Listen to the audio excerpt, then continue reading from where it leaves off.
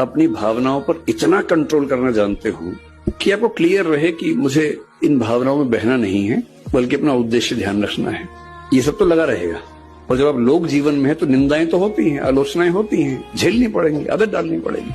और या फिर हम तुलसीदास जी की तरह इस बात पर सीधे आ जाएं, हानि लाभ जीवन मरण जस अपजस विधि हाथ, कि हानि होगी या लाभ होगा, जिएंगे या मरेंगे, यश होगा या अपयश होगा, ये नियति के हाथ में है, मेरे हाथ में नहीं है। तो अपयश हो रहा है तो हो रहा है, कभी यश भी हो जाएगा, ऐसा क्या है। पर ये कहना बड़ा आसान है, इसको जीना बहुत मुश्किल है। कहना तो बहुत आसान है, मैंने कहा, आपने सुना, तालियां बज गई, मजा आ गया। और जब अपयश होता है ना, तब ये याद नहीं आता है।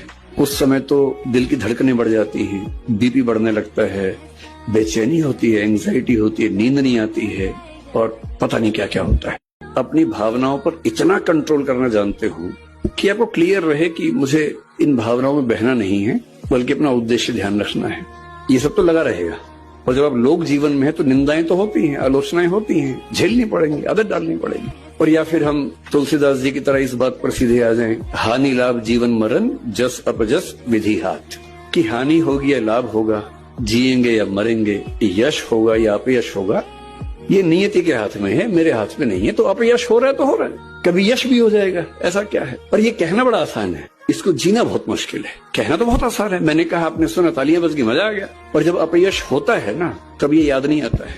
उस समय तो दिल की धड़कनें बढ़ जाती हैं, बीपी बढ़ने लगता है, बेचैनी होती है, एंग्जाइटी होती है, नींद नहीं आती है, और पता नहीं क्या क्या होता है।